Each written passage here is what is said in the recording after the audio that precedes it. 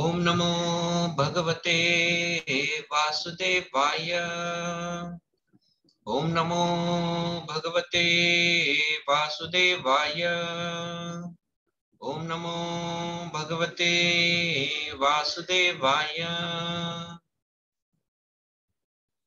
नारायणं नमस्कृत्यं नरं चैव नरोत्तमं देवीं सरस्वतीं व्यासं ततो जयमुदीरये। नष्टप्रायेषु अभद्रेषु अभद्रेषु नित्यं भागवत नित्यं सेवया भगवत सेवया भगवती भगवतीरुत्तमश्लोके तमश्लोके भक्तिर्भवती नैष्टुकी। कृष्णाय वासुदेवाय देवकीनन्दनाय च नन्दगोपकुमाराय गोविन्दाय नमो नमः। ॐ अज्ञानतिमिरान्धस्य ज्ञानाञ्जनाशलाकया चक्षुरुन्मिलितं येन तस्मै श्रीगुरवे नमः। श्रीचैतन्यमनोभीष्टं स्थापितं येन भूतले स्वयं रूप कदा मह्यं ददाति स्वपदान्तिकम्। वन्देऽहं श्रीगुरो श्रीयुतापदकमलं श्रीगुरुन् वैष्णवांश्च श्रीरूपं साग्रजातं सहगना रघुनाथान्वितं तं सजीवं साद्वैतं सावधूतं परिजना सहितं कृष्ण चैतन्य देवं श्री राधा कृष्ण पदान् सहगना ललिता श्री विशाखान्वितं च नमो विष्णुपदाय कृष्ण प्रेष्ठाय भूतले श्रीमते गोपाल कृष्ण गोस्वामी निति नामिने। प्रभुपादस्य साहित्यं यः प्रकाश वितीर्य च प्रचारं कृत्वान् साधु भागवत्पदाय ते नमः। नमो विष्णुपदाय कृष्णप्रेष्ठाय भूतले श्रीमते भक्तिवेदांत स्वामी निति नामिने। नमस्ते सारस्वते देवे गौरवाणी प्रचारिणे निर्विशेष शून्यवादी पाश्चात्य देशतारिणे। नमो महावदन्याय कृष्ण प्रेम प्रदायते कृष्णाय कृष्ण चैतन्य नामिने गौरतुषे नमः। हे कृष्णा करुणा सिंधु दीनबंधु जगतपते गोपेशा गोपिका कांत राधा कांत नमोस्तुते। तप्त कांचन गौरंगी राधे वृंदावनेश्वरी वृषभानुसुते देवी प्रणमामि हरिप्रिये। वाञ्छाकल्पतरुभ्यश्च कृपा सिन्धुभ्येव च पतितानां पावनेभ्यो वैष्णवेभ्यो नमो नमः। जय श्री कृष्ण चैतन्य प्रभु नित्यानंद श्री अद्वैत गदाधर श्रीवासादि गौर भक्त वृंद। हरे कृष्णा कृष्ण कृष्ण हरे हरे हरे राम राम राम हरे हरे। वाचालं पंगुप्लङ्गायते गिरिं यत्कृपातमहं वन्दे श्रीगुरुं दीनतारिणम्।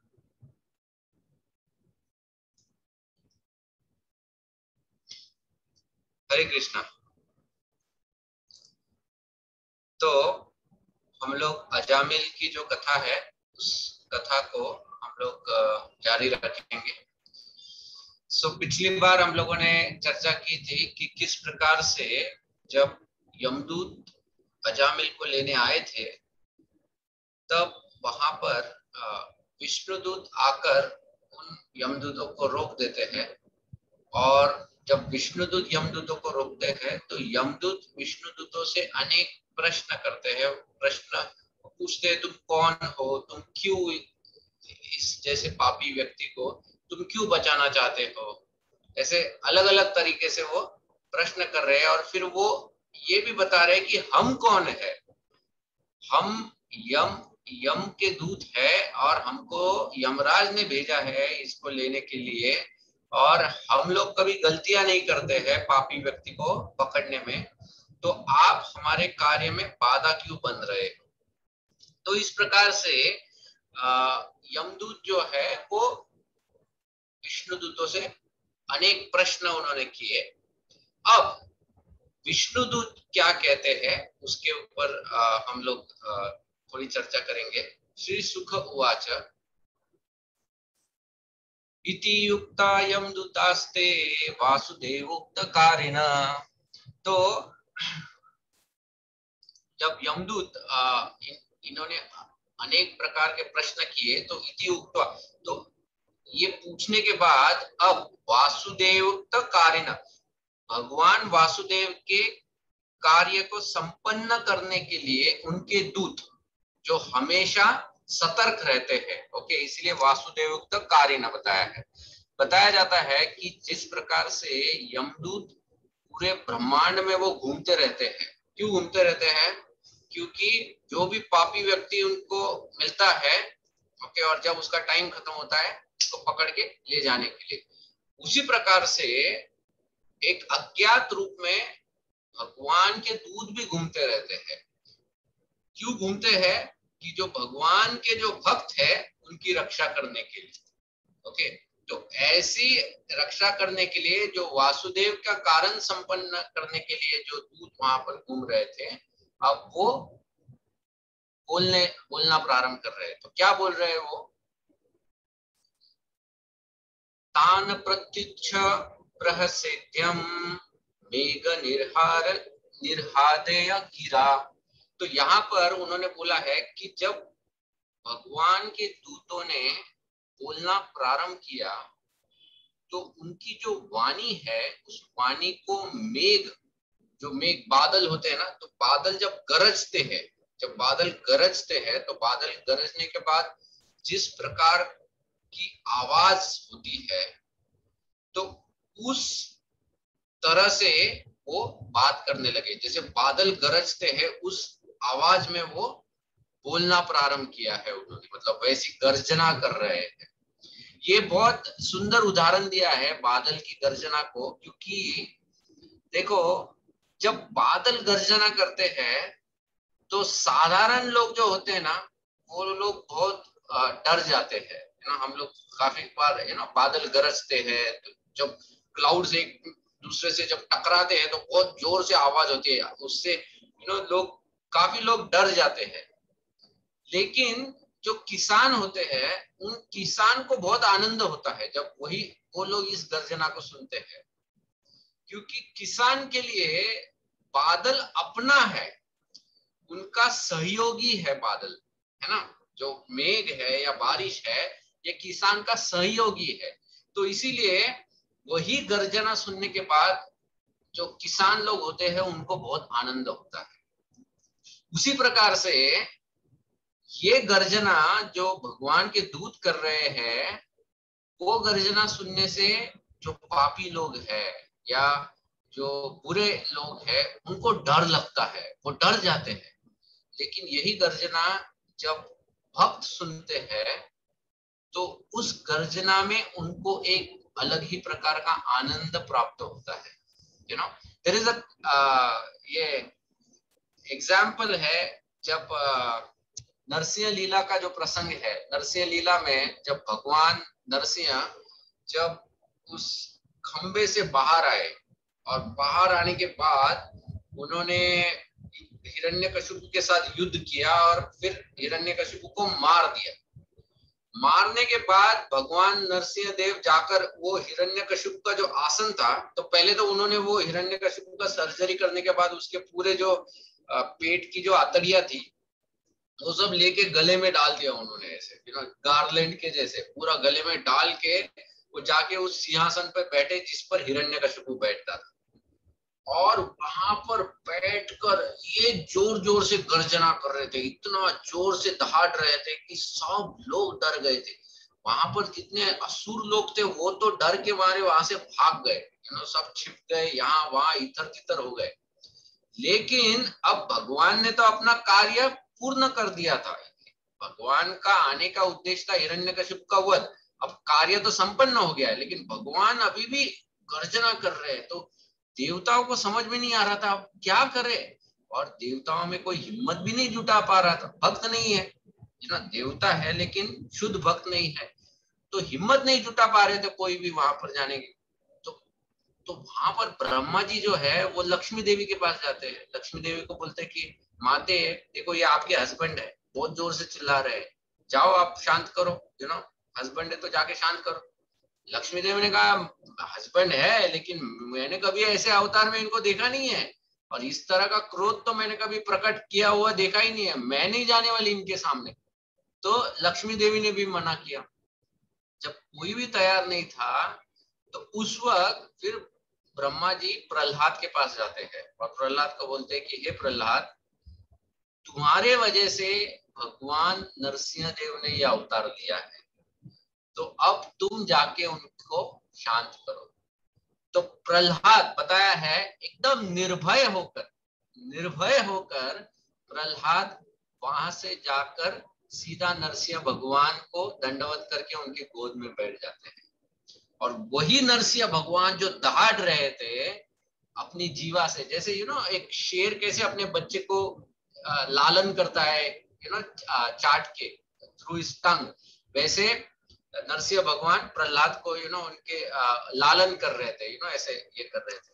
तो प्रहलाद महाराज को वही रूप, नरसिंह भगवान का रूप जो सबके लिए डरावना था, प्रहलाद महाराज को वो वात्सल्य का रूप लग रहा था। उसमें उनको एक प्रकार का सुकून प्राप्त हो रहा था, उसमें उनको एक प्रकार का प्रेम प्राप्त हो रहा था।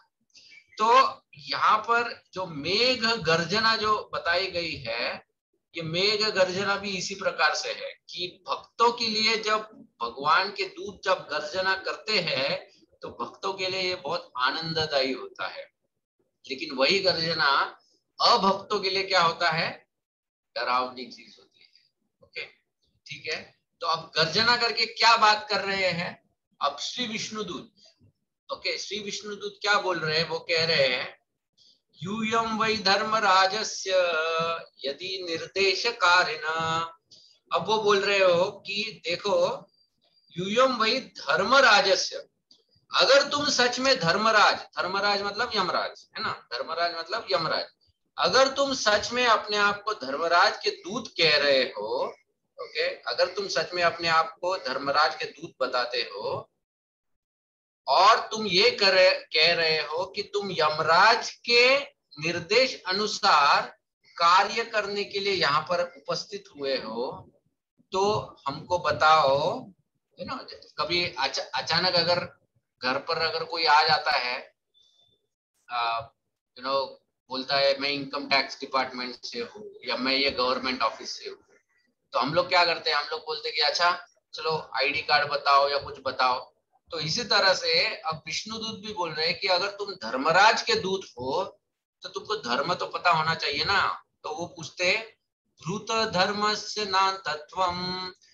देखो अब प्रश्न कर रहे हैं, ये प्रश्नों के उत्तर आगे आएंगे, बट ये पूरा जो संवाद है ये इसके ऊपर आधारित है। तो प्रश्न क्या कर रहे हैं? भूत धर्मस्य न तत्वम, बोल रहे हैं कि धर्म का तत्व क्या है? ओके, मतलब किस धर्म का आधार क्या है या कहां पर धर्म पता चलता है। हाँ?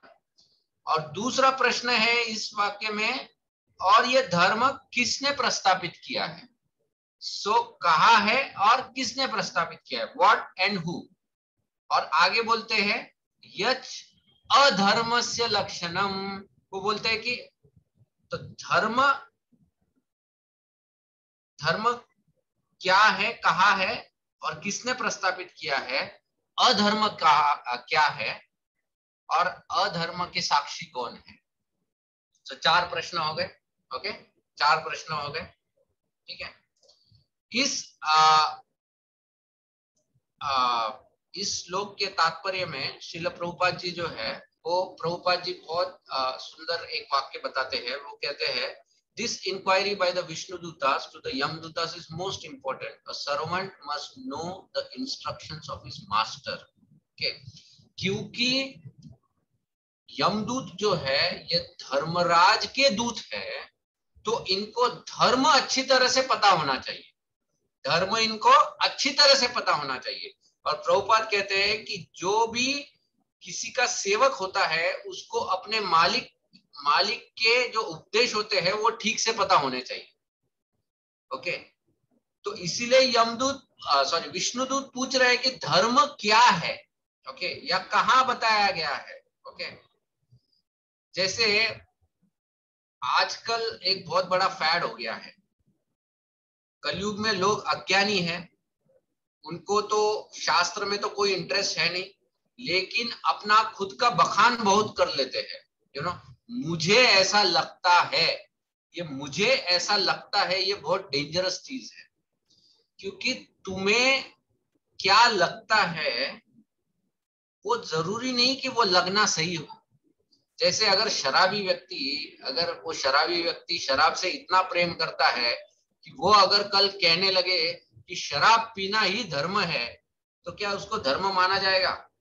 तो अगर क्या किसी के भी कहने से उस चीज को स्वीकार किया जा सकता है क्या?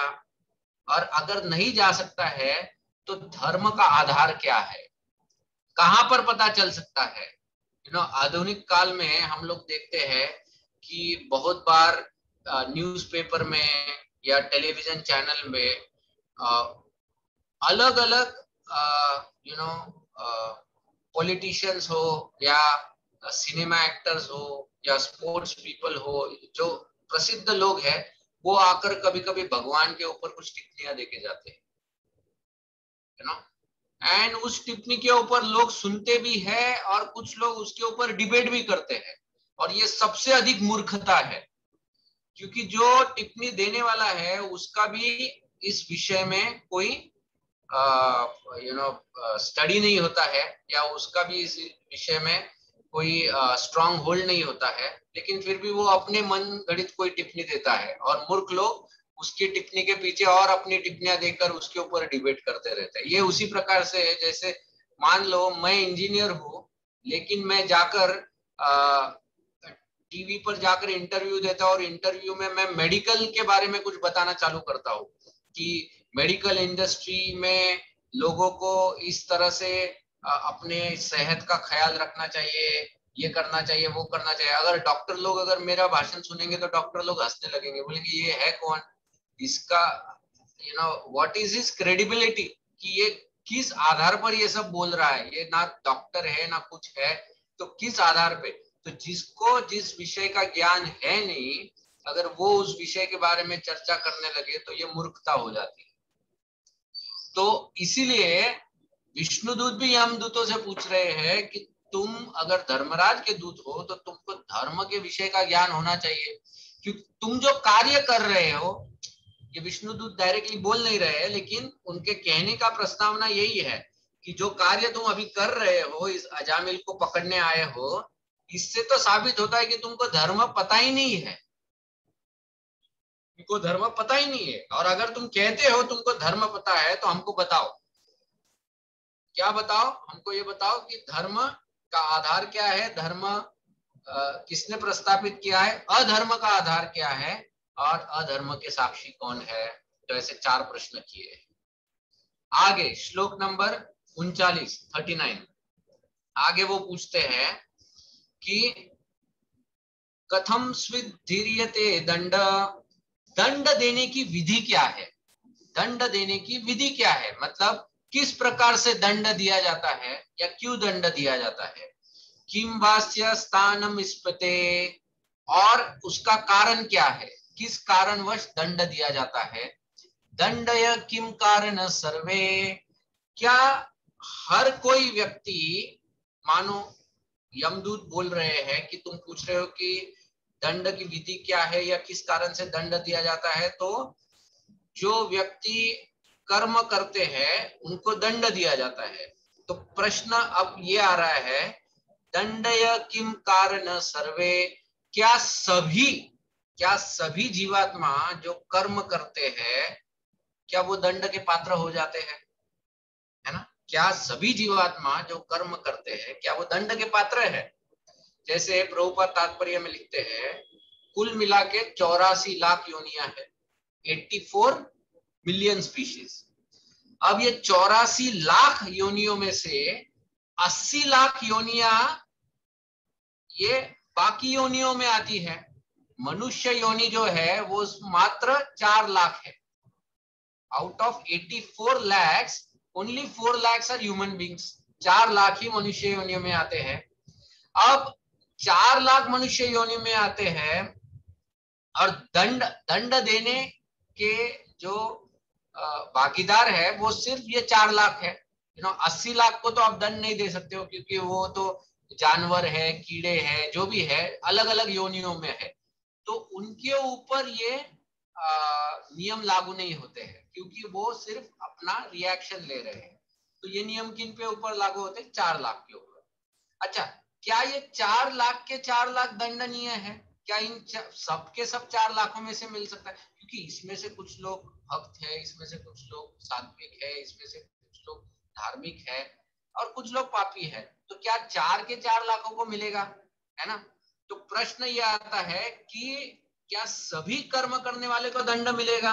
ये प्रश्न कर रहे हैं विष्णुदूत। ओके, अब इसके उपलक्ष्य में यमदूत अभी जवाब देना प्रारंभ करेंगे। तो यमदूतों ने क्या जवाब दिया? यमदूत उवाच वेद प्रणीतो धर्मो। आप देखो, यमदूत भी वो भी ट्रेंड लोग हैं, उनका भी ट्रेनिंग हुआ है धर्मराज के ऊपर। ट्रेनिंग के बाद प्रोबेशन के बाद परमानेंट किया जाता है। तो पूरा ट्रेनिंग देने के बाद यमदूत भी बोल रहे हैं, अरे क्या बात करते हो, आपको क्या लगता है हमको धर्म पता नहीं है? देखो हमारे पास मैनुअल है, ये मैनुअल के हिसाब से हम लोग चलते हैं। अच्छा, क्या मैनुअल है? वेद प्रणीतो धर्मो। वेद में वो कह रहे हैं, वेद शास्त्र में धर्म बताया गया है कि क्या करना चाहिए क्या नहीं करना चाहिए, ये वेद में बताया गया है।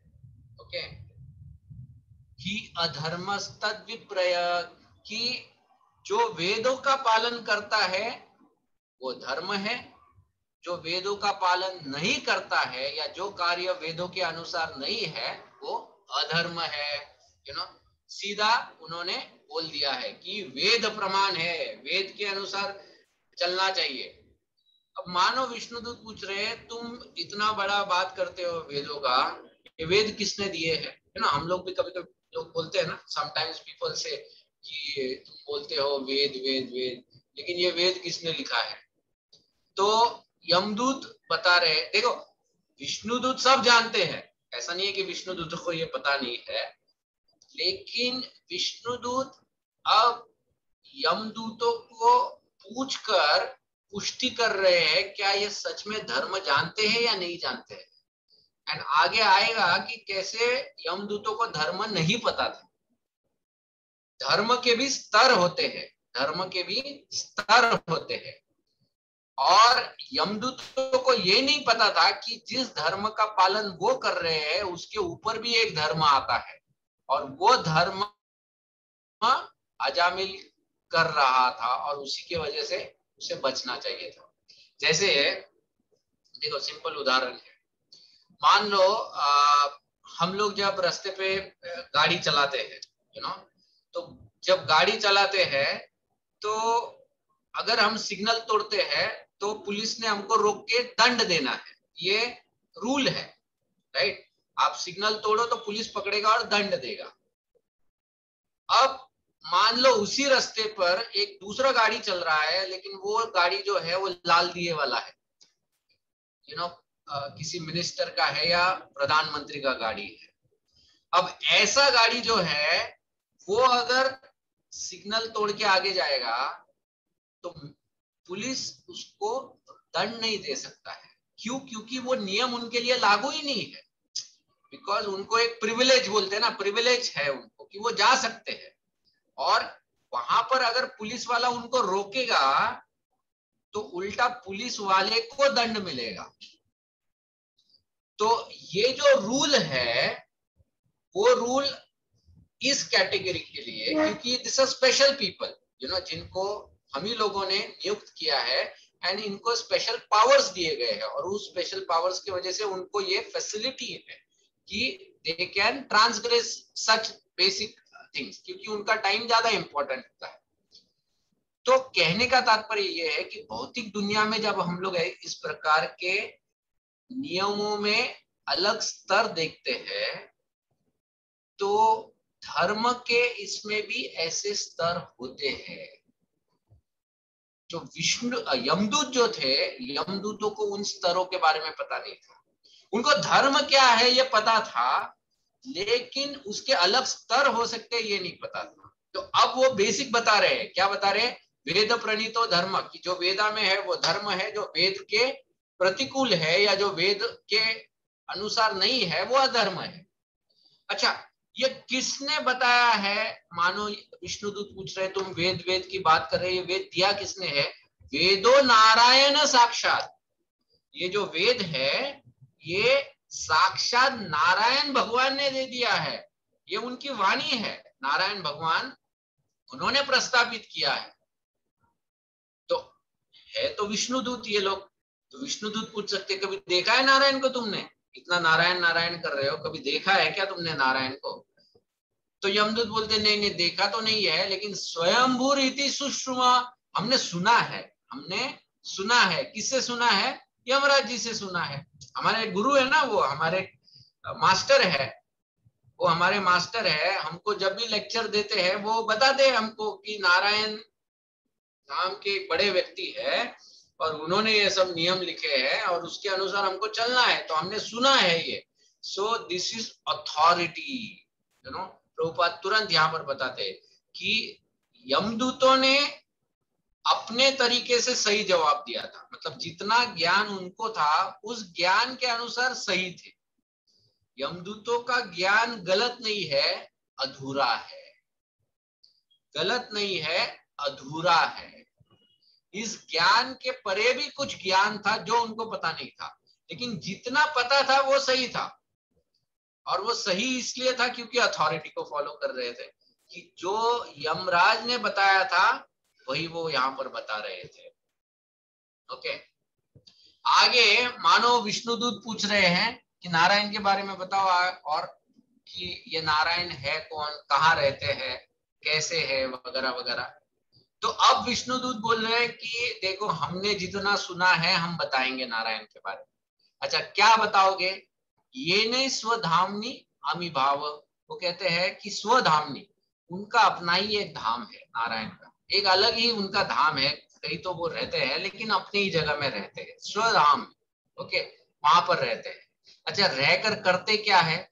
रज सत्व तमो, ये वो कहते हैं कि देखो उन्होंने ये जो सृष्टि की रचना की है इसको रजस, सत्व और तम, इन तीनों चीजों से बांध दिया है। ओके, इन तीनों चीजों से बांध दिया है। अब ये बांधने की वजह से क्या हुआ है? ये बांधने की वजह से वो कहते हैं गुण नाम क्रिया रूपेर। ओके, वो कहते हैं कि इन चार चीजों की उत्पत्ति हुई है। ओके, सभी जीवात्मा जो है इनके अंदर ये चार चीजें उत्पन्न होती है। क्यों? तीन गुणों के प्रभाव में। क्या चीजें उत्पन्न होती है? गुण। ओके, गुण मतलब अलग अलग लक्षण या क्वालिटीज जिसको हम लोग कहते हैं, यू नो। कोई सात्विक होता है, कोई राजसिक होता है, कोई तामसिक होता है, यू नो। कोई एकदम शांत स्वभाव वाला होता है, कोई हमेशा एकदम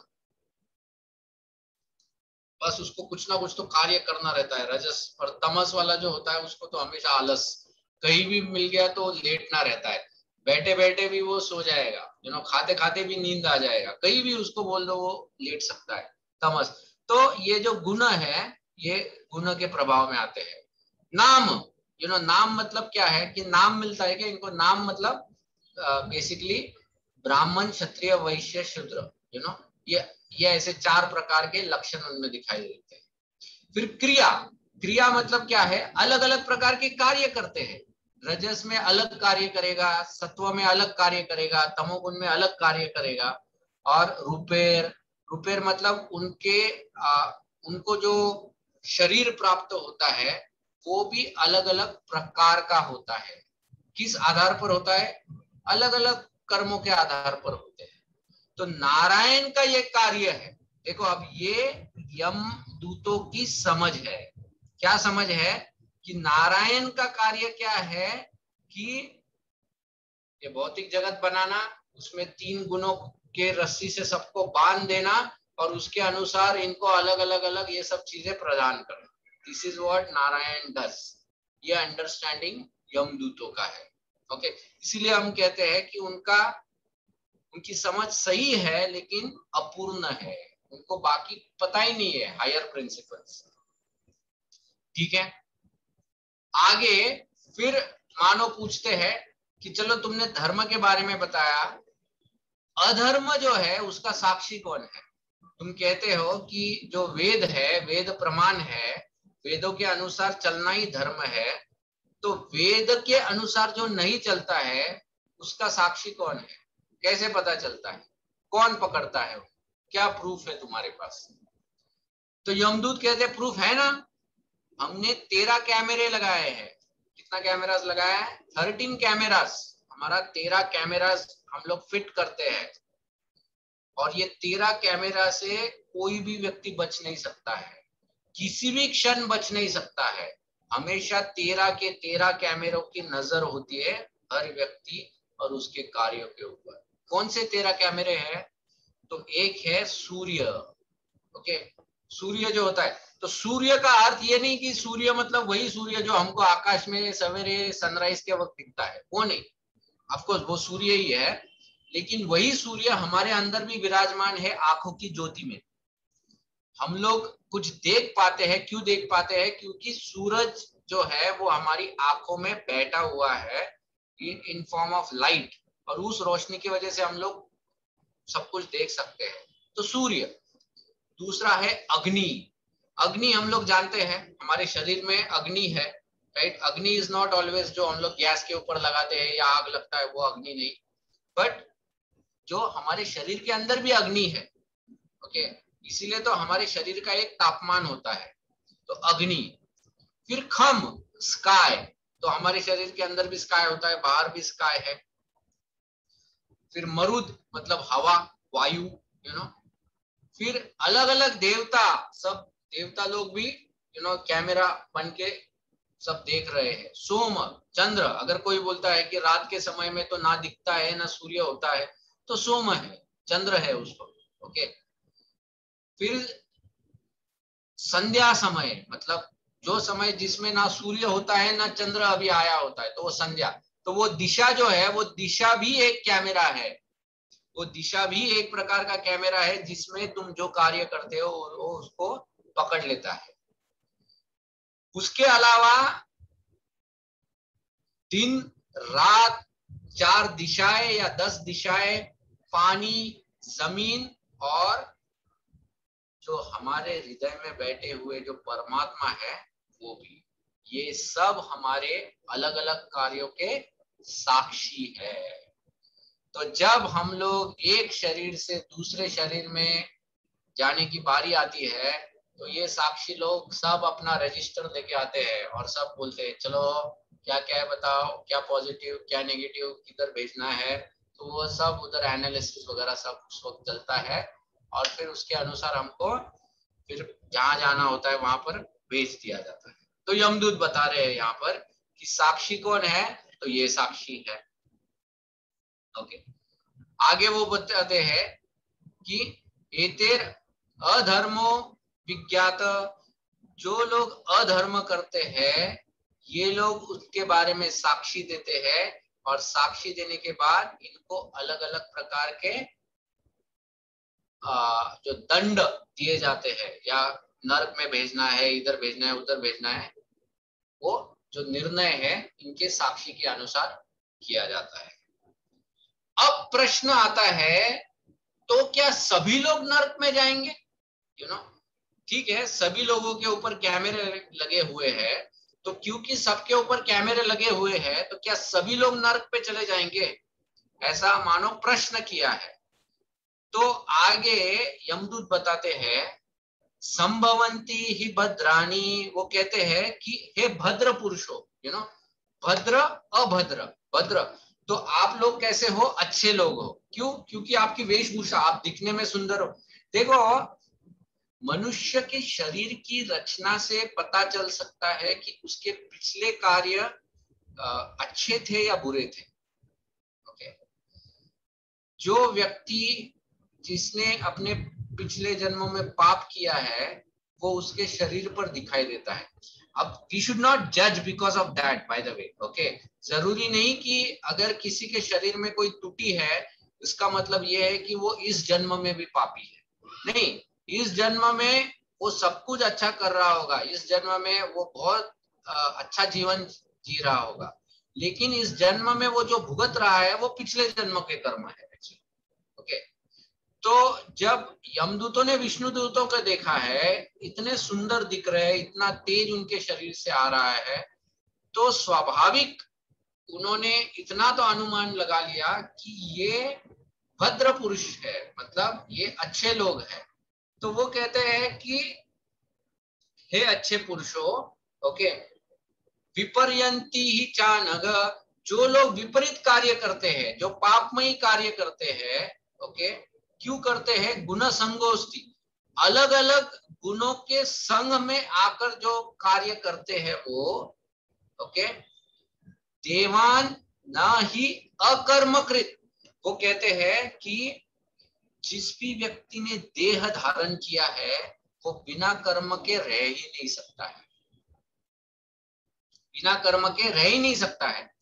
तो कहने का तात्पर्य यह है कि मानो विष्णु दूतों ने जब पूछा क्या हर व्यक्ति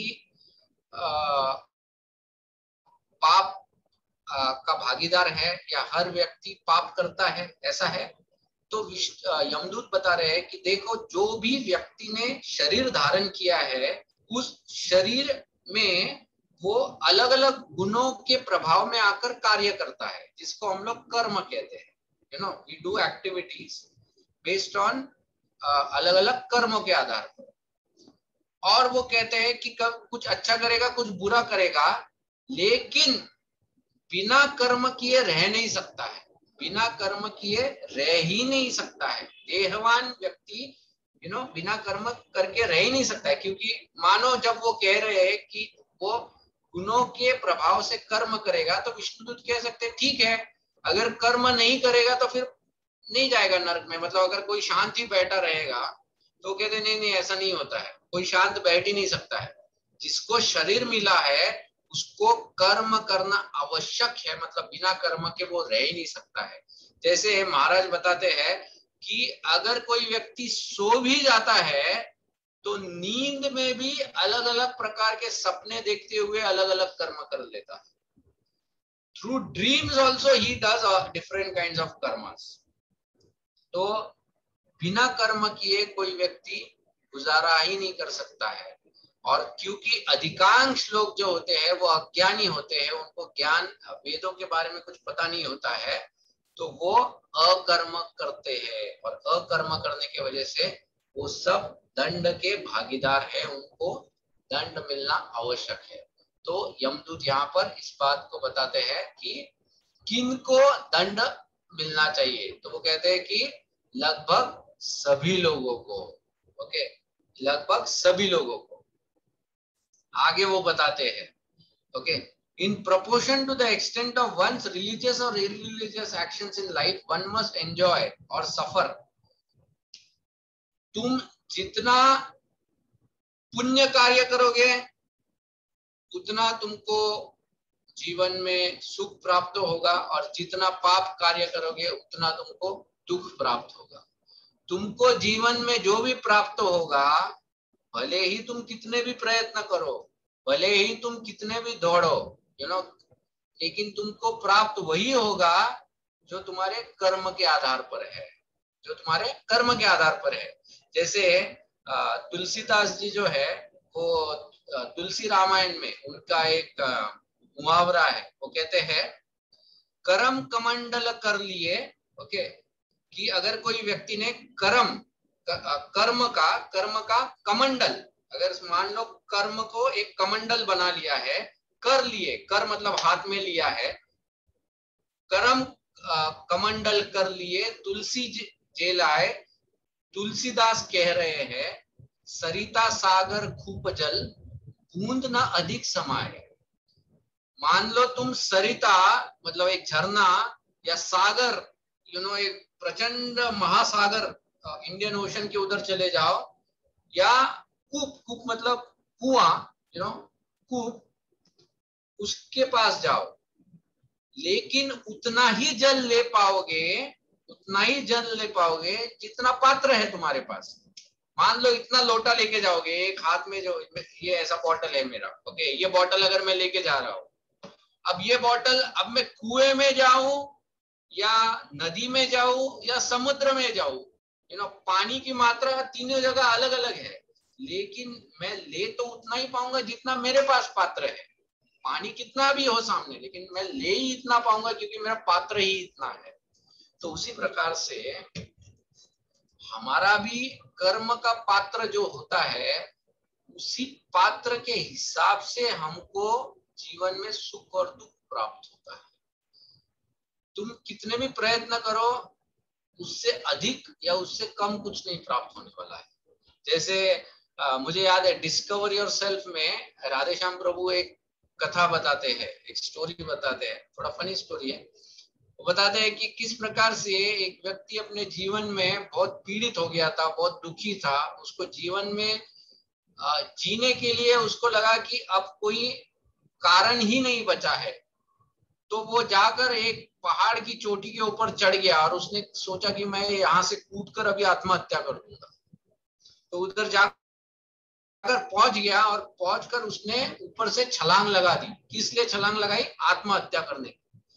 जब आत्महत्या करने के लिए छलांग लगाई तो ऊपर से जो गिरा वो, तो नीचे एक पानी का वो दबदबा होता है ना, वो दबदबा था और वो पानी ऐसा जमा हुआ था। तो उसमें जाके वो जोर से गिर गया। अब उस जो पानी का जो झरना था या दबदबा था, उधर उस नगर की जो राजकन्या थी, वो कन्या अपने सहेलियों के साथ उधर क्रीड़ा करने के लिए आई थी। और उसी वक्त एक मगरमच्छ ने उस कन्या के तरफ आक्रमण करने की कोशिश की थी। तो बाकी सब सहेलियां तो डर गई थी, अब पता नहीं इसको कौन बचाएगा और कैसे बच पाएगी ये, तो सब डर गए थे। लेकिन जब मगरमच्छ अटैक करने आया, उसी समय ये ऊपर से नीचे कूदकर पानी में गिरा। तो गिरने के बाद इतना जोर से आवाज हो गया, वो मगरमच्छ भी डर गया कि अरे अचानक ऐसा क्या हो गया। तो इसको तो छोड़ दिया राजकन्या को, अपनी जान बचाने के लिए वो मगरमच्छ दूसरी ओर भाग गया। जब दूसरी ओर भाग गया तो सभी जो सेविकाएं थे वो सोचे, अरे देखो क्या बहादुर व्यक्ति है, हमारी राजकन्या को परेशानी में देखकर इसने अपनी जान की परवाह किए बगैर झोंक दी जान इसमें। तो तुरंत एकदम उसका गुणगान करते हुए उसको राजा के समक्ष ले जाया जाता है। और राजा भी इतना प्रसन्न होता है, कहता है कि क्योंकि तुमने मेरी पुत्री की जान बचाई है, तो अब मैं तुम्हारा विवाह इसके साथ करता हूँ और इसके साथ साथ मेरा आधा राज्य भी तुम्हें देता हूँ। तो करम कमंडल, अगर तुम्हारा कमंडल अगर बड़ा है तो भले तुम उसको नष्ट भी करने जाओ तो भी तुमको वो प्राप्त होगा जो तुम्हारे कर्म में लिखा गया। तो उसी प्रकार से, उसी तर्क से यहाँ पर विष्णुदूत यमदूत विष्णुदूतों को बता रहे हैं कि ये लोग जिस प्रकार से कर्म करते हैं उसी प्रकार से इनको या तो सुख या दुख प्राप्त होता है। ओके,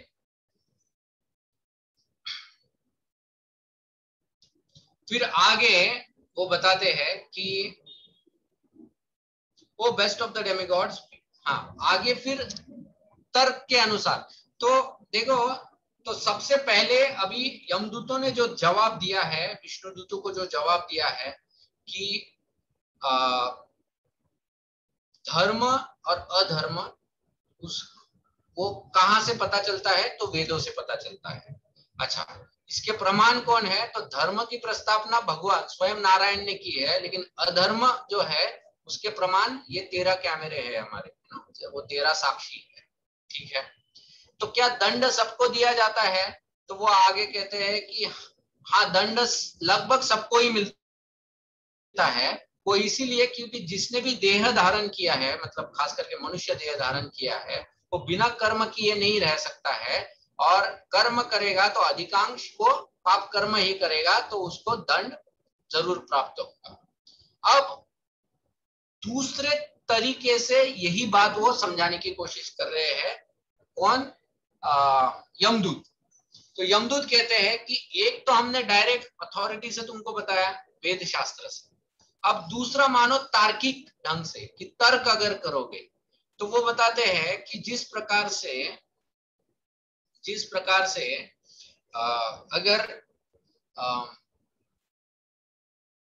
अगर पिछले 3 बरसात के ऋतुओं में अगर हम देखते हैं कि इस जगह में बाढ़ आती है, पिछले 3 साल में जो भी बरसात हुई उन तीनों सालों में इस जगह पर बाढ़ आ गई। तो हम लोग ये अनुमान लगा सकते हैं कि चौथे साल में भी चौथे साल में भी जब बारिश आएगी यहाँ पर बाढ़ आ जाएगी। अनुमान पिछले डेटा के अनुसार, या जो बिजनेस लोग होते हैं, बिजनेसमैन लोग जो होते हैं ना, जो व्यापार करते हैं, वो भी इस प्रकार से अनुमान लगाते हैं, राइट, कि अगर कोई वस्तु अधिक बिक रही है तो वो एक अनुमान उनको पता चलता है कि चलो हर महीने मुझे इस वस्तु को इतना रखना चाहिए दुकान में क्योंकि इसकी मांग इतनी होती है। पिछले 3 महीनों में अगर हर महीने 10 बिक रहे हैं तो अगले महीने में भी 10 बिकेंगे, ऐसे। तो ये होता है अनुमान। उसी प्रकार से यमदूत अब बता रहे हैं कि हम लोग भी जीवात्मा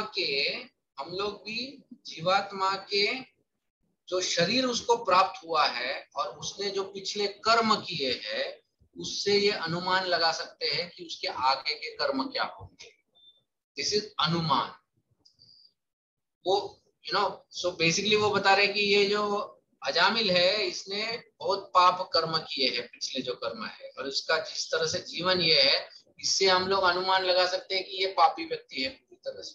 ओके, तो ये अनुमान प्रमाण से वो समझा रहे हैं कि किस तरह से हम लोगों को पता चल सकता है कि कोई व्यक्ति पापी है या नहीं है। ओके,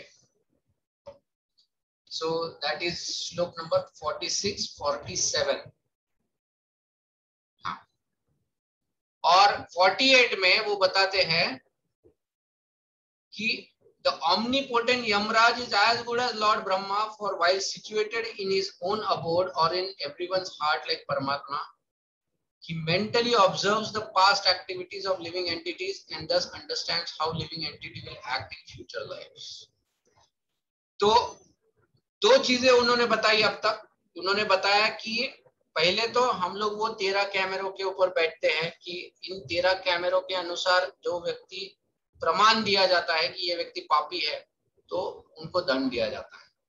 चलो मान लो वो 13 कैमरे काम नहीं किए, ऐसा होता ही नहीं है कभी, बट मान लो नहीं काम किए, तो बोलते हैं हम लोग अनुमान भी लगाते हैं। ये अनुमान से भी हमको पता चलता है कि वो जिस तरह से जीवन जिया है और पिछला जीवन जिया है उस तरह से इसका अगला क्या होने वाला। मान लो अनुमान भी कभी कभी सही नहीं होता है तो वो आगे कहते हैं कि हमारे जो यमराज है वो यमराज अपने शक्ति से मनसा भगवान वो अपने मन से ही तुरंत भाप लेते हैं इस व्यक्ति का पिछला क्या है, इस व्यक्ति ने क्या क्या कार्य किए हैं, एंड तुरंत उसके अनुसार वो रिजल्ट बता देते हैं कि इसको दंड देना चाहिए या नहीं चाहिए। और ये तो फेल होता ही नहीं है। तो बेसिकली उन्होंने बताया कि हमारा यमराज जो है वो ट्रम्प कार्ड है, मतलब वो अगर एक बार बोल दिए तो बोल दिए बस, और हमारे यमराज ने हमको यहाँ पर भेजा है तो वो गलत हो ही नहीं सकते। इस तरह से वो बताने की चेष्टा कर रहे हैं कि वो बता रहे हैं कि किस प्रकार से यमराज उनको यमराज इज अनदर मैकेनिज्म, एक अलग क्या कहते हैं उसको, इट्स लाइक अ टूल जो विच विल हेल्प यू कि ये व्यक्ति पापी है या नहीं है।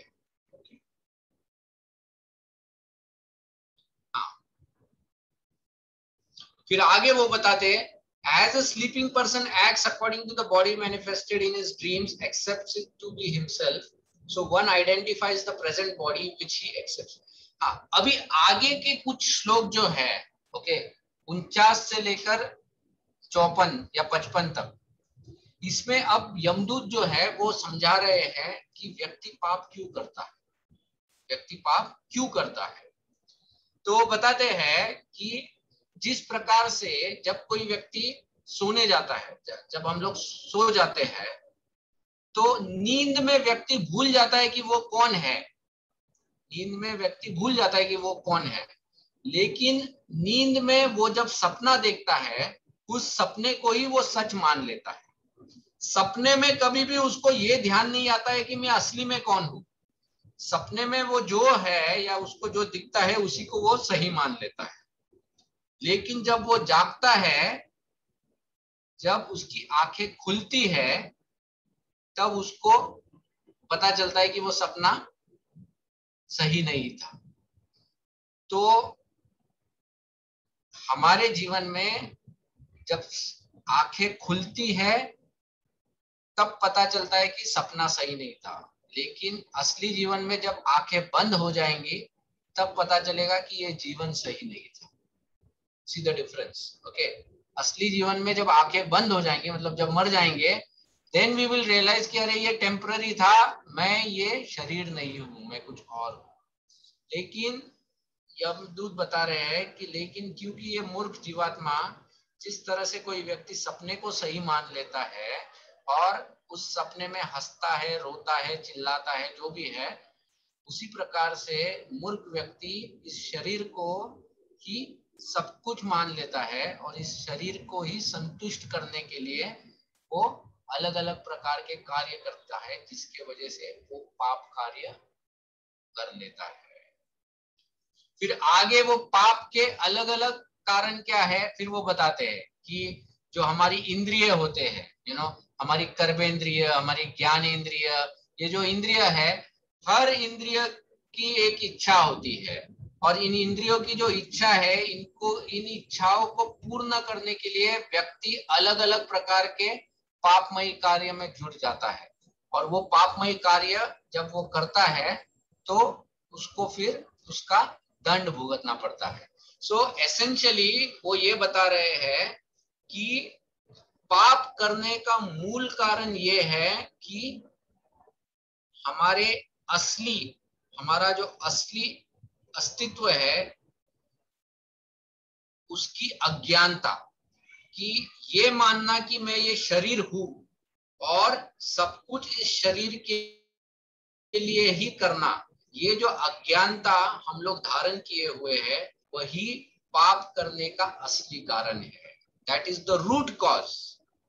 जब व्यक्ति ये समझ जाता है कि नहीं, मैं ये शरीर नहीं हूं, मैं ये शरीर से भिन्न हूं और मेरा जो मुख्य कारण है वो कुछ और है, मुझे जो करना है वो कुछ और है, जब उसको ये पता चलता है तब वो इस पाप कार्य से निकल सकता है। लेकिन तब तक वो पाप कार्य में ही जुटा रहता है। और इतना समझाने के बाद फिर वो अब शुरू करते हैं कि मान लो विष्णुदूत पूछे अजामिल को कि ठीक है, अब तुमने बताया हमको, धर्म की व्याख्या बताई, किसको पाप देना चाहिए, किसको दंड देना चाहिए वगैरह वगैरह, इसका क्या प्रॉब्लम है, अजामिल को क्यों पकड़ रहे हैं? तो अब जो यमदूत है, अब वो अजामिल के जीवन का वर्णन करना प्रारंभ करेंगे कि कैसे शुरुआत में ये अजामिल जो था ये एक शुद्ध ब्राह्मण था जिसको वेदों का ज्ञान था, ओके। और फिर क्या हुआ उसके जीवन में जिसके वजह से अब ऐसी परिस्थिति आई है कि हमको अब इसे लेने आना पड़ा, क्योंकि इसको अभी हमको दंड देना है। ये जो कहानी है इसके बारे में हम लोग अगली बार चर्चा करेंगे, लेकिन आज के चर्चे का विषय यही था जिसमें यमदूत विष्णुदूत यमदूतों से पूछ रहे हैं कि अगर तुम सच में धर्मराज के दूत हो तो धर्म के बारे में हमको बताओ, धर्म क्या है, धर्म का प्रमाण क्या है, अधर्म क्या है, अधर्म का प्रमाण क्या है। और इसके बाद में वो बताते हैं क्या सभी व्यक्ति दंडनीय है और दंड क्यों दिया जाता है, मतलब किस कारणवश कोई पाप करता है और उसे दंड का भागी क्यों हो जाता है। तो इन विषयों के बारे में ये चर्चा है यमदूत और विष्णुदूतों के बीच में। अब आगे यमदूत अजामिल को क्यों दंड देना है या हम अजामिल को दंड देने क्यों आए हैं, इसके बारे में अब आगे यमदूत बताएंगे और फिर उसका खंडन कैसे विष्णुदूत करते हैं वो भी आगे के प्रसंग में हम लोग उसके ऊपर चर्चा करेंगे। ठीक है, तो इस विषय को यहीं पर विराम देंगे। किसी को कोई प्रश्न है क्या जो भी हमने चर्चा की उसके ऊपर?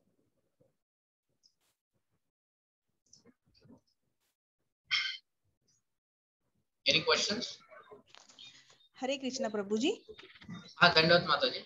प्रभु जी, आपने जो बताया वो 4 लाख योनियां जैसे मनुष्य की हैं, तो उसमें कौन कौन आता है? मनुष्य की जो 4 लाख योनियां है उसमें ये सब आते हैं, देवतागण आते हैं, गंधर्व आते हैं, फिर किन्नर आते हैं, फिर हम लोग आते हैं, मनुष्यगण, राक्षसगण, ऐसे सब लोग आते हैं। तो प्रभु जी ऐसा बोलता है कि जैसे कि हमने बुरे कर्म किए तो हमें 84 लाख योनियों में से पास होना पड़ता है, तो ये सब योनियों में से पास होना पड़ता है कि जिसके जैसे कर्म, मतलब ऐसा तो नहीं होता ना कि वो देवता में भी जाएगा, इसमें भी जाएगा?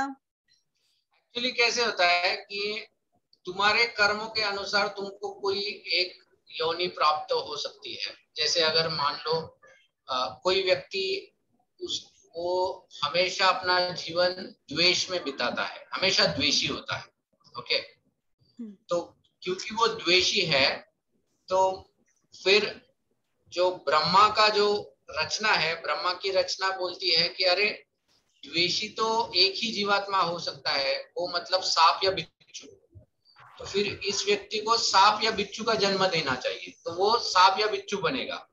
अब जब वो सर्प या बिच्छू बन जाएगा तो फिर बिच्छू के बाद जो सीक्वेंस में आती है योनियां, वो करते करते मनुष्य योनि तक वो पहुंचेगा। अब वो 84 लाख आएंगी या 80 लाख आएंगी या 75 लाख आएगी या जितने आएंगे वो पता नहीं, बट वो ऐसे घूम घाम के आएगा वो, क्योंकि एक बार एक योनि प्राप्त होती है उसके बाद में उधर से वो जंप नहीं मार सकता कहीं भी डायरेक्टली, वो उन योनियों से वो नेचुरल प्रोग्रेशन होता है, फिर आगे स्टेप बाय स्टेप आएगा वो, ठीक है। ओनली अगर उस योनि में उसको अगर किसी शुद्ध भक्त की कृपा प्राप्त हो जाती है तो फिर उसका अलग स्पेशल उद्धार हो सकता है, अदरवाइज नॉर्मल कोर्स में वो सब योनियों से गुजरते आएगा। हाँ जी, हाँ प्रभु जी, समझ गई। हरे कृष्णा, थैंक यू। हरे कृष्ण प्रभु जी। हाँ, धन्यवाद प्रभु जी। प्रभु जी 2 क्वेश्चन थे मेरे। तो जो धर्म, जैसे आज आपने बताया धर्म का जो प्रमाण, एक्चुअली धर्म क्या है? वो रिजल्ट ओरिएंटेड चीजें हैं कि शास्त्रों में लिखी हुई चीजें हैं उसको इम्प्लीमेंट कर रहे हैं? जो वेद में दिए हुए नियम है उन नियमों का जीवन में पालन करना यह धर्म है, उन नियमों के विरुद्ध कार्य करना यह अधर्म है, ओके। जैसे उदाहरण के तौर पर वेद में क्षत्रिय के लिए एक धर्म बताया गया है, ओके, कि क्षत्रिय को जब भी आवश्यकता हो उस वक्त युद्ध करके लोगों की रक्षा करनी चाहिए, लेकिन जो क्षत्रिय व्यक्ति है वो अगर युद्ध से ही भाग गया, मतलब वेदों के विरुद्ध कार्य किया, तो वो अधर्म माना जाएगा। पूरी भगवत गीता उसीलिए है अर्जुन को बताई भगवान श्री कृष्ण ने कि अर्जुन तुम क्षत्रिय होकर भी युद्ध नहीं करने की बात कर रहे हो, यह अधर्म है। तो उसको जीवन में उतारना यह धर्म या अधर्म बताया जाता है, इसी उसको समझना या पढ़ना नहीं। और दूसरा प्रभु जी, एक्चुअली जैसे अभी किसी चीज का प्रमाण आपको चाहिए, ये जो शास्त्र है, वेद पुराण है, रामायण है, महाभारत है, इसकी मूल प्रति है क्या? जैसे अमेरिकन लोगों को डाउट है, इसलिए वो लोग अभी रिसर्च कर रहे हैं कि भगवान श्री कृष्ण ने जो गीता का उपदेश दिया है, sound is an energy, sound energy है, तो वो it can not be destroy, can not be generated.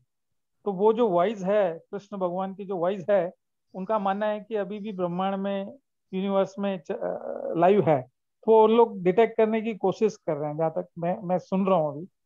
तो वैसा ही तो करने दो, ढूंढने दो। देखो शास्त्र में बताया गया है कि श्रील व्यासदेव, ओके, श्रील व्यासदेव ने ये ग्रंथों की रचना की है। त्रेता युग तक ये जो भी ज्ञान था, वेद शास्त्र का जो ज्ञान था, ये ध्वनि पर ही था, सब ध्वनि से था, तब कोई बुक्स नहीं थे, सब ध्वनि था। लेकिन उस वक्त के जो लोग थे, उन लोगों की जो बुद्धि थी या उन लोगों की जो क्या कहते हैं, ग्रास्पिंग पावर जो थी वो बहुत स्ट्रांग थी। लोग एक बार सुनकर उसको तुरंत अपने दिमाग में बिठा लेते थे और उसको समझ भी जाते थे। You know, one is memorising, the second one is understanding, दोनों था उनके अंदर। लेकिन व्यासदेव ने जब कलयुग को देखा, कलयुग के लक्षणों को देखा, तो व्यासदेव ने देखा कि कलयुग के लोग तो बहुत आलसी है और कलयुग के लोगों में बुद्धि भी कम है और उनका आयुष्य भी कम है, आयु भी कम है। तो व्यासदेव ने कहा ऐसे लोगों का उद्धार इतना सहज नहीं है और ये लोग वेदों को समझ नहीं पाएंगे। इसीलिए उन्होंने पहले तो वेदों को ब्रेक किया कि चलो ब्रेकिंग किया, तो 4 वेद, फिर पुराण, उपनिषद, ये सब वो ऐसा विभाजन हुआ। उसके बाद उन्होंने लिखा ताकि चलो कलयुग के लोग जो फोन नंबर भी याद नहीं कर सकते, फोन पे अगर कोई बोलता है आपका नंबर क्या है तो बोलते रुको 2 मिनट पेन पेपर ले ले, फोन नंबर भी हम लोग 10 डिजिट याद नहीं रहते हमारे, तो ये वेद शास्त्र कैसे याद रहेगा। तो इसीलिए कलयुग में इसको लिखने की आवश्यकता पड़ी। देखो हम लोगों के लिए ना प्रभु जी, जो सही में भागवत का स्टूडेंट है, जो सही मात्रा में जिसको अपने जीवन में कुछ साध्य करना है, अपने जीवन को सुधारना है, तो वो क्या करता है, महाजन येनो गथास्य पंथ, कि जो महाजन लोग होते हैं, जो साधु लोग होते हैं, जिन्होंने अपने जीवन में जीवन का उद्धार किया है, इनके पद चिन्हों पर चलते हैं। वो लोग ये अमेरिकन लोगों जैसे स्पेकुलेटिव नहीं होते हैं। अमेरिकन लोग मच्छर जो होता है ना, वो 1 सेकंड में कितनी बार फड़फड़ाता है उसके ऊपर भी रिसर्च करते हैं, लेकिन वो मच्छर कितनी बार फड़फड़ाने से उनके जीवन में कोई सुधार नहीं आने वाला। पॉइंट इज, रिसर्च करने के लिए आप किसी भी चीज के ऊपर रिसर्च कर सकते हो, लेकिन what is the difference it is making to your life, that is important. तो इसीलिए हम लोग क्या करते हैं, हम लोग ये सब तर्क में नहीं जाते हैं। ओके, अब अगर छोटे बच्चे ने अगर छोटा बच्चा जो है वो अगर फैन की तरफ देखता रहा और वो सब तर्क लगाता रहा कि ये घूम रहा है मतलब ये है, अच्छा इसको ये 3 पंखे हैं मतलब ये है, मतलब ये है, मतलब ये है, वो तर्क लगाते हुए महीने बिता सकता है, और पिताजी जब आएंगे बोलेंगे बेवकूफ, 1 महीने से मैं देख रहा हूँ, ऊपर ही ताक रहा है, क्या देख रहा है, बोले ये क्या है, मैं समझने की कोशिश कर रहा हूँ। वो एक झापड़ लगाएंगे, बोले मुझे पूछता, मैं पता था ये फैन है, सिंपल चीज है। तो उसी प्रकार से जो सही स्टूडेंट होता है वो डायरेक्टली गुरु के शरण में जाता है और गुरु से जिज्ञासा करता है। और ये युधिष्ठिर महाराज ने कहा है, ये महाभारत में युधिष्ठिर महाराज ने बताया है। जब युधिष्ठिर महाराज को यह प्रश्न किया गया था कि युधिष्ठिर धर्म को कैसे समझे, धर्म का जो ज्ञान है वो तो बहुत गूढ़ है, इसको समझे तो कैसे समझे। तब युधिष्ठिर महाराज ने कहा कि अगर तुम मुनियों से समझने की कोशिश करोगे, मतलब जो तार्किक होते हैं, जो हमेशा तर्क करते रहते हैं, तो तुम कंफ्यूज हो जाओगे। लेकिन धर्म को समझने का एक ही तत्व है या एक ही तरीका है, और वो है महाजन येना गथास्य पंथा। एक जो महाजन है उनसे डायरेक्टली शरण लेकर उनसे समझ लो, बस, और कुछ नहीं। It's as simple as that. सही है, सही। एक बार I will tell you one more incident. एक बार श्रील प्रभुपाद वो ऐसे मंदिर में बैठे हुए थे और प्रभुपाद को मिलने के लिए ऐसे अलग अलग लोग आते थे। तब कुछ सन्यासी लोग आए वहां पर, और ये जो सन्यासी लोग थे ये वेदांतिस्ट लोग थे, जो वेद का अलग अलग तर्क करते हैं, वो लोग वहां पर आए थे। वो प्रभुपाद जी के साथ चर्चा कर रहे थे। प्रभुपाद ने उनको एक प्रश्न किया, भगवान कौन है? तो वो वेदांतिस्ट बोले, अरे क्या हेवी लोडेड प्रश्न किया है गुरुजी आपने, भगवान मतलब ये वो नहीं है, ये वो नहीं हो सकता है, ये वैसा होना चाहिए, उसमें ये होना चाहिए, वो होना, सब कुछ बोल दिया लेकिन भगवान का नाम नहीं बोला। इतनी देर आधा घंटा लगाया भगवान को डिस्क्राइब करने के लिए, लेकिन अब तक भगवान कौन है ये बाहर नहीं आ रहा था। प्रभुपाद ने उधर एक छोटा गुरुकुल का बच्चा था उस वक्त, है ना, वो ऐसा चोटी लेके वहां पर ऐसा घूम रहा था, वो साफ कर रहा था। प्रभुपाद ने उसको बोला, इधर आओ। बोले क्या, भगवान कौन है? बोले कृष्णा इज गॉड। खत्म। प्रभुपाद ने बोला ये लो रसगुल्ला, उसके हाथ में प्रसाद दे दिया उसको। देखो डायरेक्टली प्रसाद भी मिल गया उसको, डायरेक्टली भगवान समझ लिया प्रसाद। ये अपना तत्व लगाया जा रहा है, अभी भी गॉड के कंक्लूजन पे नहीं आ रहा। We don't want to be in that place. हमारे पास इतना टाइम नहीं प्रभु जी, पता नहीं हम लोग कितना जीने वाले हैं। बराबर। अपने को शॉर्टकट, हम लोग वो लोग हैं जो रेफरेंस बुक से पढ़ाई करके एग्जाम नहीं देते, हम लोग मोस्ट लाइकली गाइड से पढ़ने वाले लोग हैं। We are having readymade material, इसलिए हम लोग को मिल जा रहा तो भगवान की कृपा। तभी कुछ हो सकता है हमारा, हम वो लोग हैं जो प्रोफेसर के पास जाकर बोलेंगे सर एग्जाम में क्या आएगा उतना ही बताओ, बाकी का मत। बस हम लोग उतना ही कर सकते हैं। धन्यवाद प्रभु जी। हरे कृष्ण प्रभु जी। यस माता जी। ये जो बोलते हैं भाग्य से ज्यादा और समय से पहले कर्म कमंडलु, किसी को कभी कुछ नहीं मिलता, उसका थोड़ा एक्सप्लेनेशन बता सकते हैं? So basically it's like that only कि हमारे भाग्य इज अ कर्म, ये भाग्य इज कर्म, सेम उसी चीज को बताने के ये अलग अलग शब्द है। लक, इंग्लिश में उसको लक बोलते हैं, आई वाज लकी। या फिर समय से पहले इसका क्या मतलब है? समय से पहले मतलब बेसिकली हर व्यक्ति को उसके कर्म का जो फल है उसको एक पर्टिकुलर समय में ही मिलेगा, उसके पहले भी नहीं मिलेगा, बाद में। जैसे उदाहरण के तौर पर समझ लो माता जी कि अगर मेरे जीवन में बहुत लक्ष्मी लिखी है, धन बहुत है मेरे जीवन में, लेकिन मेरे जीवन में ये लिखा है कि तुम इस धन को भोग नहीं पाओगे, तो मुझे जीवन में धन मिलेगा, लेकिन कब मिलेगा? जब मैं 80 साल का बूढ़ा हो जाऊंगा तब मिलेगा। तो धन भी प्राप्त हुआ लेकिन मैं उस धन को भोग भी नहीं पाया।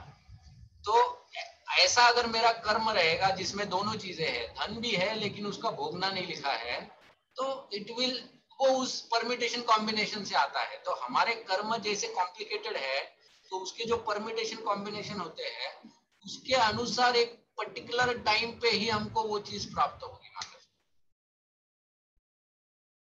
फिर इसका मतलब है कि समय से पहले अगर नहीं कुछ मिलता तो कर्म करते जाओ।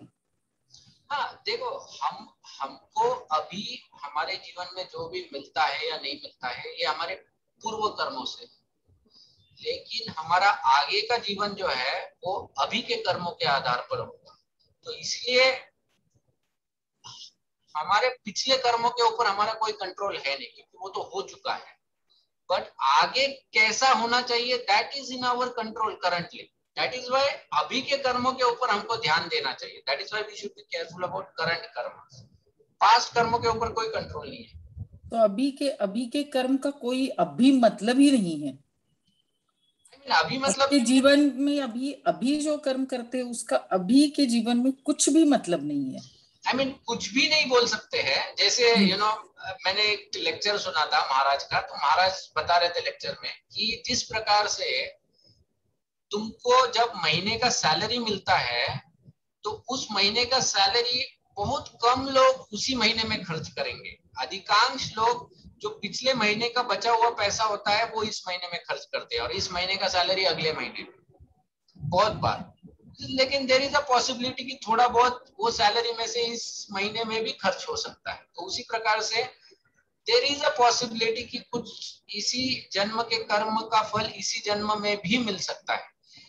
But see the thing is ना, ये कर्म का फिलॉसफी इतना कॉम्प्लिकेटेड है कि इसका जो परम्यूटेशन कॉम्बिनेशन है इसका कोई लॉजिक नहीं है, या ऐसा कोई फ्रेमवर्क नहीं डिजाइन किया है कि अच्छा तुमने इधर ये डाल दिया तो फिर पता चलेगा ऐसा ऐसा ऐसा ऐसा, ये तब ऐसा नहीं। It is so complicated and it is only known by Brahma, क्योंकि वो ब्रह्म लिखी है तो वही जानते हैं। And he only knows our past birth and he only knows about future में क्या है, तो वही उसको कर सकते हैं। हाँ, ठीक है। हम लोग तो we are just looking at one part of our life. Yeah, we have limited vision, limited thing in limited our understanding, and limited understanding में भी लिमिटेड है, क्योंकि हमको तो बचपन की भी कितनी चीजें याद ही नहीं कि हमने क्या किया और क्या नहीं किया। Yes. Right. Yes. So it's very small this thing compared to what we have lived. Hare Krishna. Thank you. Pranam. Yes. Hare Krishna. Yes माता जी। दंडवत प्रणाम प्रभु जी। दंडवत माता जी। प्रभु जी, मेरा क्वेश्चन था, इससे रिलेटेड था कि हमें तो पता नहीं है हमने क्या कर्म कर रखे और उसका क्या फल हमें भोगना पड़ेगा। तो ये तो भौतिक दृष्टि से देखा जाए तो हमें प्रयास तो करना ही पड़ेगा ना। मुझे हम कैसे समझ सकते हैं? हाँ, जो हमारे नसीब में लिखा है वो हमें मिलेगा, पर इसका ऐसा मतलब नहीं कि हम अपना प्रयास छोड़ दे या। करेक्ट करेक्ट, इसलिए तो मैंने बोला ना, देखो तुम इस जन्म में जो करते हो वो तुम्हारे अगले जन्मों के कर्म बनाता है, फ्यूचर के कर्म बनाता है। इसलिए प्रयास नहीं छोड़ना है आपको, और अपना जो कर्तव्य है उसको नहीं छोड़ना है। लेकिन ये सब कहने का तात्पर्य क्या है माता जी, ये जो जो भी हम लोग सुनते हैं, ये कहने का तात्पर्य ये है कि कभी कभी हमारे जीवन में हमको निराशा होती है। कब निराशा होती है? कभी कभी हम लोग सीरियसली भक्ति करते हैं, हम लोग भगवान की पूजा आराधना सब कुछ करते हैं, और इसके बावजूद भी हमारे जीवन में कुछ ऐसी कटु समस्याएं आती हैं जिससे हमको गुजरना पड़ता है। और जब ऐसी समस्याएं जब आती है तब मन में विचार आता है कि क्या सच में भगवान है? मैं इतना सब कुछ कर रहा हूँ भगवान का, फिर भी मेरे जीवन में ऐसी समस्याएं आती है।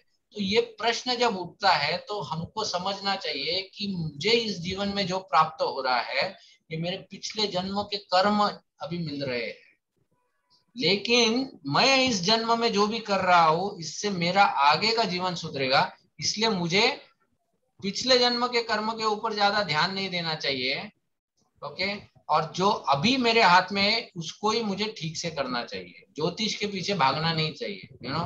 बहुत लोग तो उसके पीछे ही टाइम पास करते रहते हैं कि अच्छा कौन सा शांति करना है, कितना ये करना है।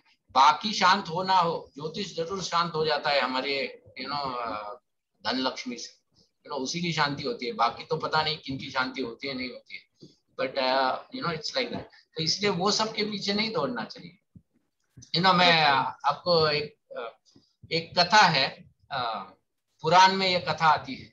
एक बार यमराज उनको इंद्र भगवान ने न्योता दिया था, कुछ ब्रेकफास्ट वगैरह के लिए बुलाया होगा किसी कारण से।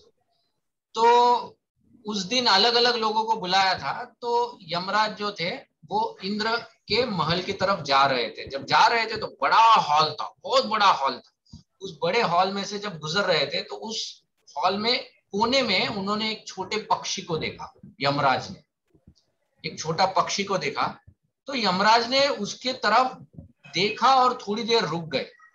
जब रुक गए तो उस पक्षी को टेंशन आ गया कि अरे यम की दृष्टि मेरे ऊपर पड़ी है।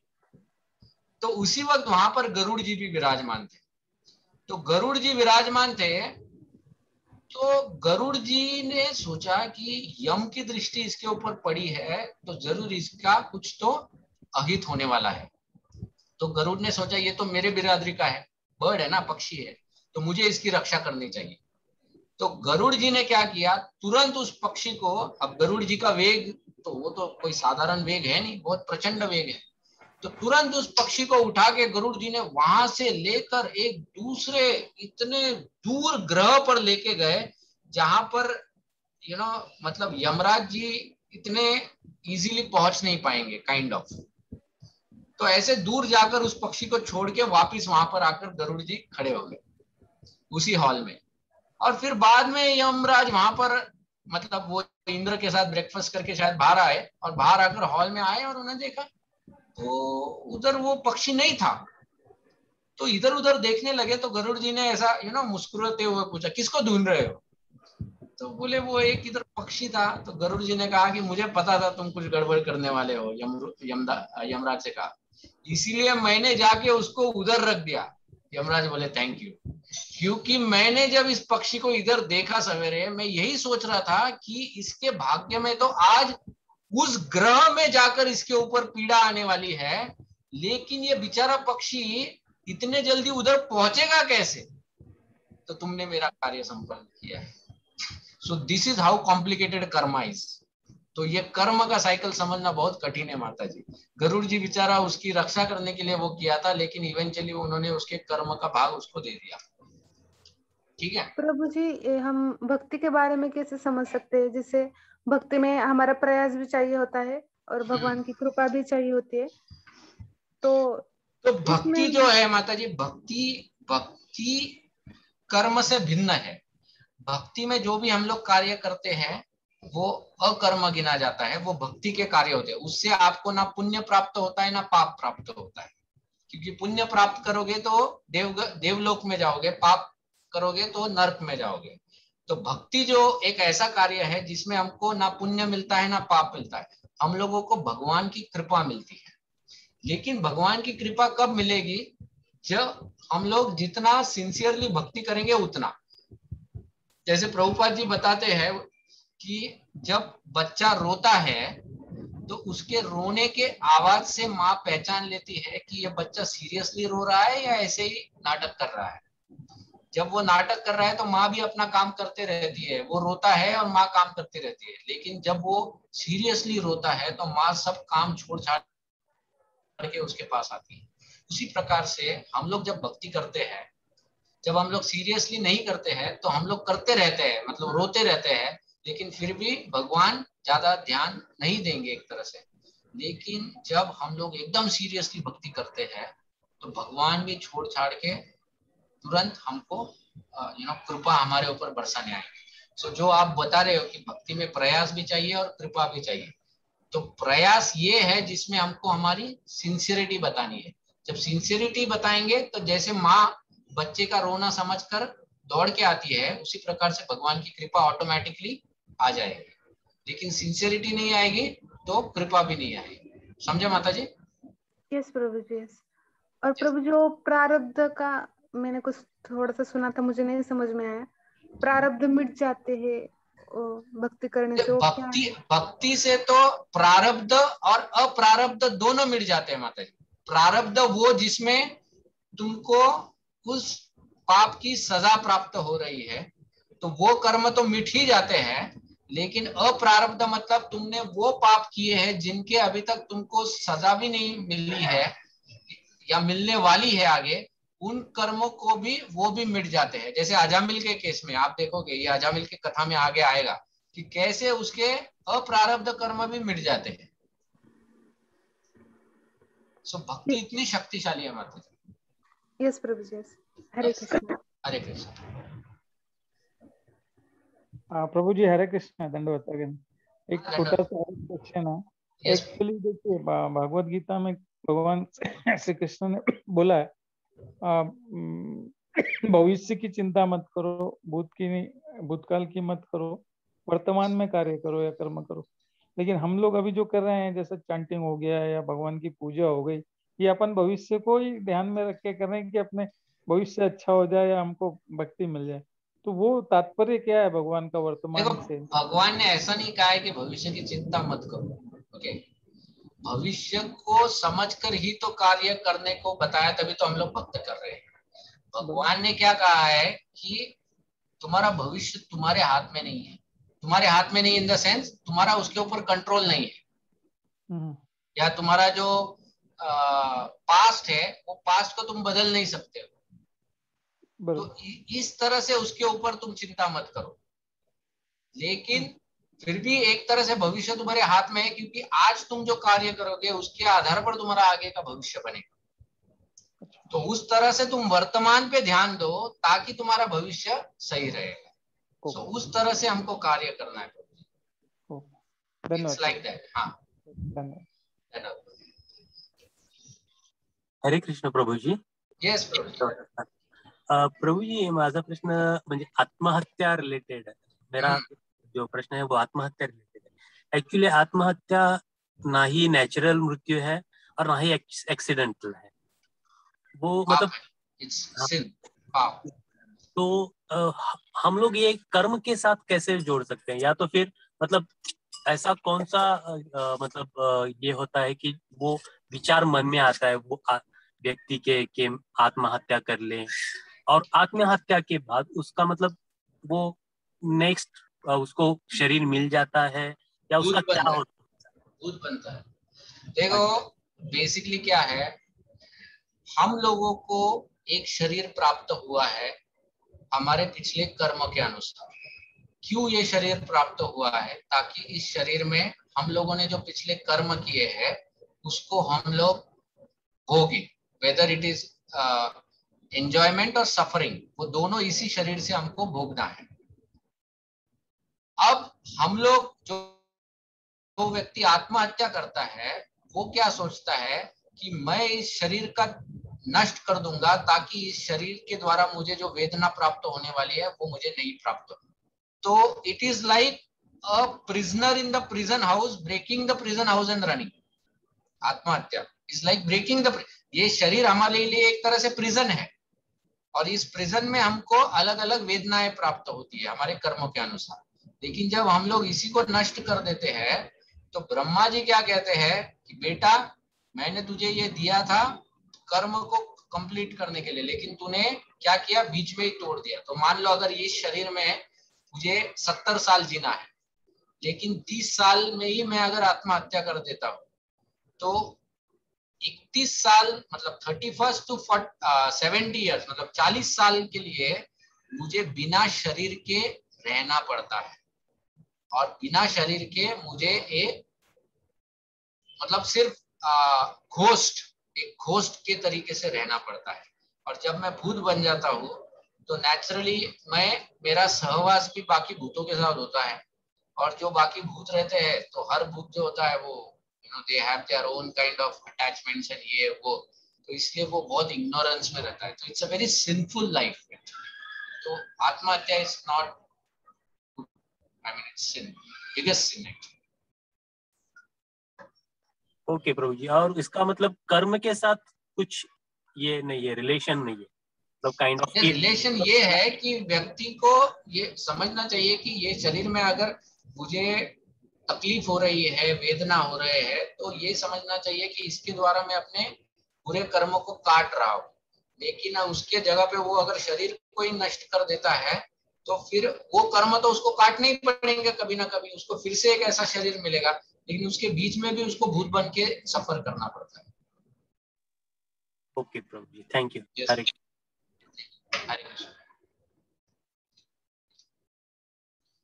ओके, तो हम लोग यहीं पर विराम देंगे इस